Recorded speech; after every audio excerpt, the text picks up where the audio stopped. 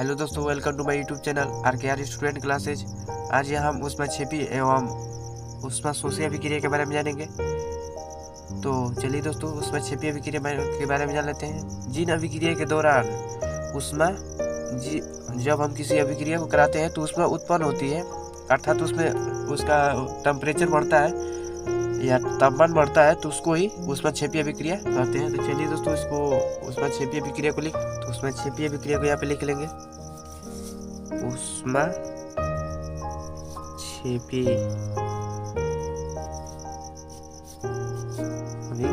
अभिक्रिया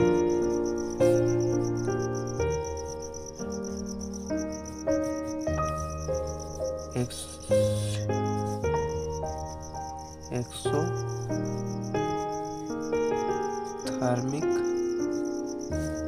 reaction.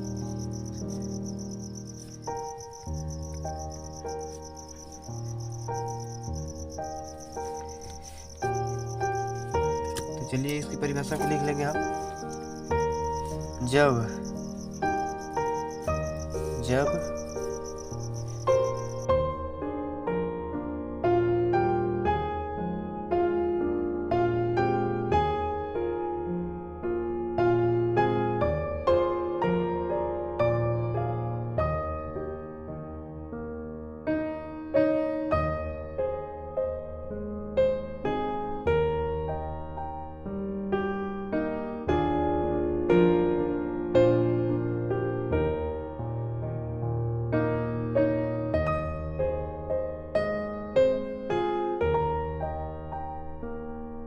ऊष्माक्षेपी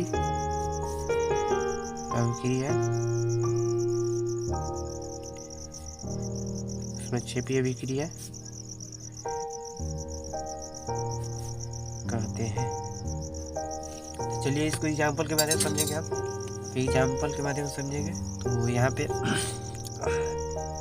CH4 जो gas के फॉर्म में है प्लस 2O2 ये भी गैस के फॉर्म में है। तो इसको हम रिएक्शन कराएंगे तो क्या बन जाएगा,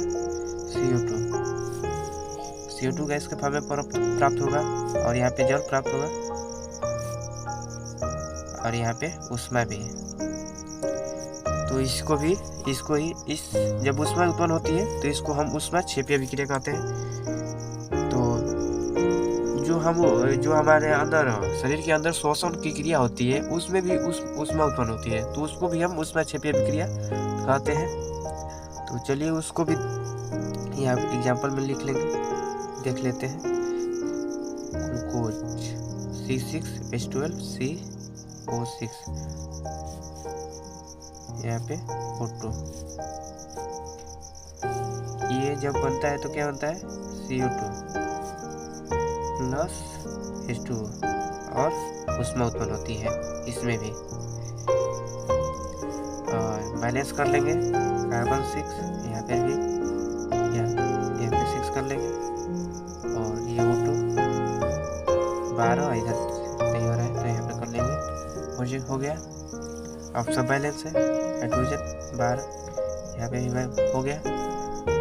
तो चलिए दोस्तों, अब ऊष्माक्षेपी अभिक्रिया के बारे में जान लिए। अब चलिए दोस्तों ऊष्माक्षेपी अभिक्रिया के बारे में जान लिए। अब ऊष्माशोषी अभिक्रिया के बारे में जानते हैं। तो चलिए ऊष्माशोषी अभिक्रिया की परिभाषा को लिख लेंगे।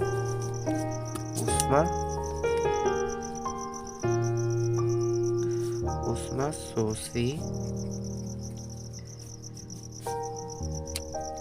अभिक्रिया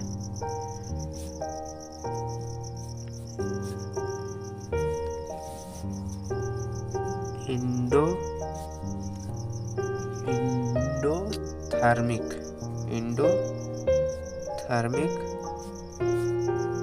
रिएक्शन।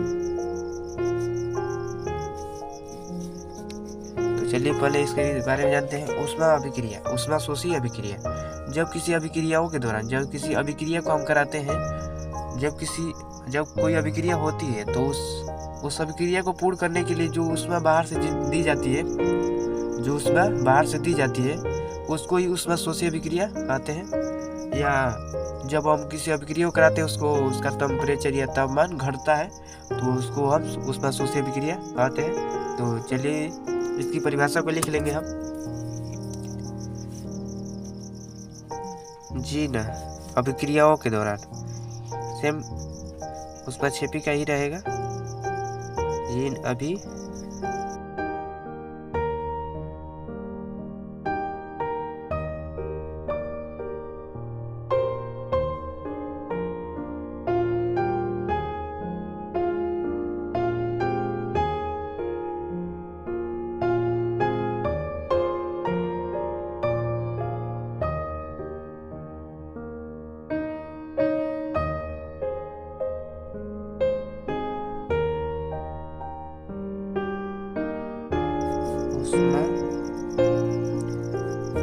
ऊष्माशोषी अभिक्रिया कहते हैं। ऊष्माशोषी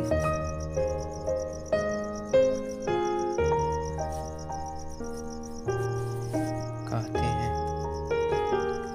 चलिए इसको भी एग्जाम्पल के, तो चलिए दोस्तों इसको भी एग्जाम्पल के माध्यम से समझेंगे ऊष्माशोषी अभिक्रिया को। तो यहाँ पे हम ले लेंगे एग्जाम्पल के माध्यम से समझेंगे इसको भी। N2 नाइट्रोजन जो गैस के फॉर्म में है, और O2, इसको जब हम रिएक्शन कराते हैं तो क्या बनता है, NO, यहाँ पे 2NO हो जाएगा। तो ये भी गैस के फॉर्म में हो जाएगा। तो इसको अभिक्रिया को पूर्ण करने के लिए ऊष्मा देनी पड़ती है। तो ये यहाँ पे प्लस होता था, यहाँ पे माइनस हो जाएगा, ऊष्मा माइनस हो जाएगा, मतलब कि इसको देना पड़ रहा है। और एक और एग्जाम्पल देख लेंगे, कार्बन जो यहाँ पे सॉलिड के फॉर्म में है, और यहाँ पे एस सल्फर भी सॉलिड के फॉर्म में है। तो इसको जब हम कराते हैं तो यहाँ पे दो, यहाँ पे ये गैस के फॉर्म में प्राप्त होगा। तो यहाँ पर भी ऊष्मा देनी पड़ती है, ऊष्मा इसको पूर्ण करने के लिए ऊष्मा देनी पड़ती है।